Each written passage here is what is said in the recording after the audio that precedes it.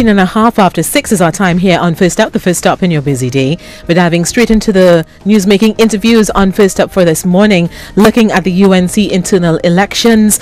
And we've got with us the MP for WARNER'S West and the man contesting the position of chairman of the United National Congress, Mr. Jack Warner. Good morning, welcome, season's greetings and all that. Same to you, ma'am. Yes, and please keep your flu. I don't want it. I don't have it. I like you, you're a nice fella, but you know. I don't have it. Don't give me that as a New Year present. Okay, all right. So, things heating up. People are saying, what's going on? This is so much excitement for this UNC elections. Why is there all this excitement? Because it is much more than a party election. It's an election, in my humble view, that determines who goes to Whitehall, who becomes Prime Minister of this country next time around. And I tell you something, if the wrong choice is made, then everything falls apart. And that is why it is so important. The second reason is because after several years, 4 years at least, we have fought in this movement for change. We have fought for elections. For 4 years, had no elections. You had selections.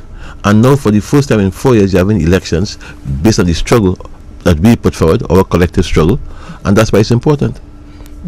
So let's look at what happened on Sunday. Guardian newspaper reports saying 10 MPs, 5 senators. Today we see that's 10 MPs, 4 senators, all endorsing Mr. Pandey's leadership, saying that, Bass is boss, he's the leader for the future. We had Winston Gypsy Peters yesterday. He said to us that's utter nonsense.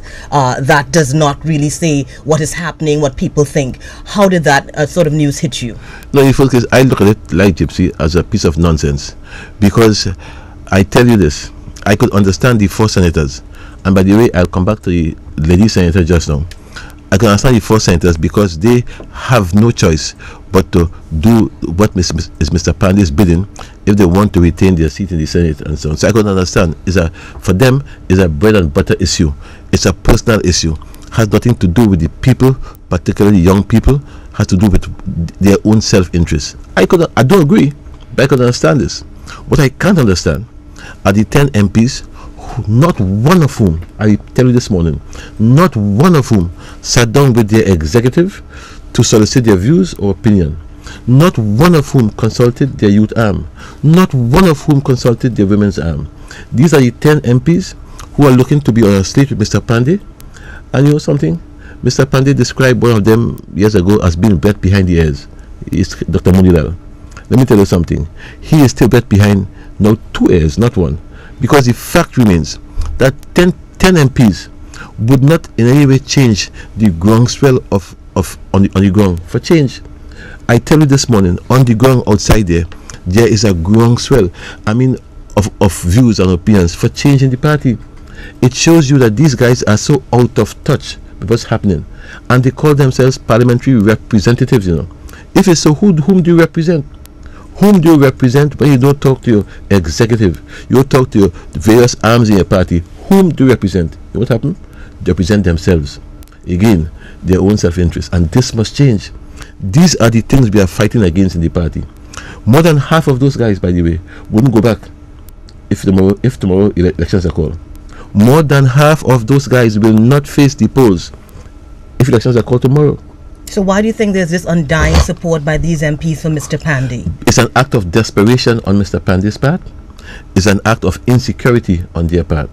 Because anybody who has some modicum of wisdom, who has some concern for the young people of this country, their children and their children's children, must want to see change in the UNC, must want to see a credible political organization, one that can give people a sense of hope, one that can match the PNM in the polls, and one that can in any way, in a real sense, replace the PNM in government. The country is crying out for this.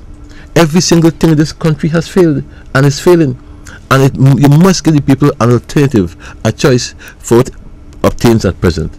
This is what is so pathetic about this whole thing. So for me, no big thing really. These 10 people will in no way at all change the groundswell. So you think in no which way the rank and file will be affected by this strong endorsement of Mr. Pandey's leadership? I was in Shagwanas up to 2 o'clock this morning. I tell you, unlike them, this morning I was in Shagwanas with my executive committee, and we were talking this morning with them and with the various arms of the party. I tell you, to a man, it means nothing to them.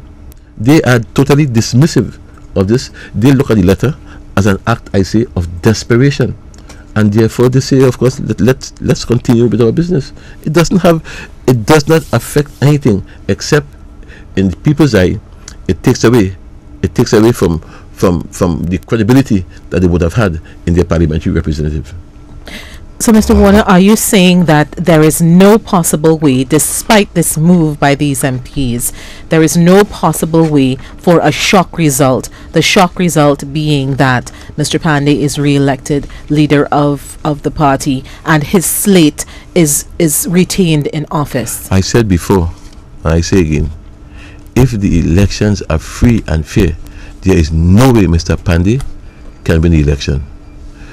If the elections are free and fair, I repeat this morning on your program here, the only person can win that election is Kamala Prasad-Bissessar. And I hold no brief for her. As I said before, I haven't spoken for her in ages. But I am realistic. I am pragmatic. I know what's happening on the ground because my ears are there, my feet are there. And once the elections are free and fair, Kamala will win by a landslide. I know you said you haven't had any conversations with her, but I think the big question in all of the media is, are you financing her campaign? Kamala doesn't need my finance. She does not even need my advice. Kamala could win this election on her own. And the answer to you is, I'm not financing Kamala's campaign, nor any other campaign. I'm barely able to finance mine, which of course I will launch on January 6th. Kamala doesn't need my finance. And I think that, of course, the people who are pushing this, trying, of course, to derail her campaign and so on, they have not succeeded. They have not succeeded because people are not foolish. And you will hear other of course derogatory remarks and statements as the weeks go by. And all I ask Mrs. Prasad-Bissessar and her team, if she has that, is that to rise above these things. I have no intention, none whatsoever, of dignifying those comments with any reply or any response. Let them talk. And what happens, let's say in a case that, like what happened to Mr. Dukaran, that she does win the election, she ends up the leader, but she doesn't have a power base? The Mr. Dukaran case is different. And I'll tell you why it's different. Mr. Dukaran was not really elected. Mr. Dukaran was nominated by Mr. Pandey and he was elected and there was nobody opposing him. Mrs. Prasad-Bissessar is now going into an election with two other candidates, and therefore she will have a following, a massive following that will make her win. With that following, she cannot take that following and she can lobby for, of course, her rightful place. It will be her moral right to be political leader, to be leader of the opposition, and therefore she can use her political force, so to speak, to create change. Mr. Dukaran didn't have that because there was no election for him. He did not even know who were for him or against him. She will know when she gets 10, 15, 20,000 votes out of a 30,000 votes. How do you change that? How do you fight that? And people will sit down and lobby and campaign and will be very, of course, adamant that she must be given the post of leader of the opposition. Let those 10 people who signed tell their parliamentary their constituents. No, let those 10 people tell their constituents that they will not, of course, make Prasad-Bissessar leader of the opposition, and you'll see. You make it sound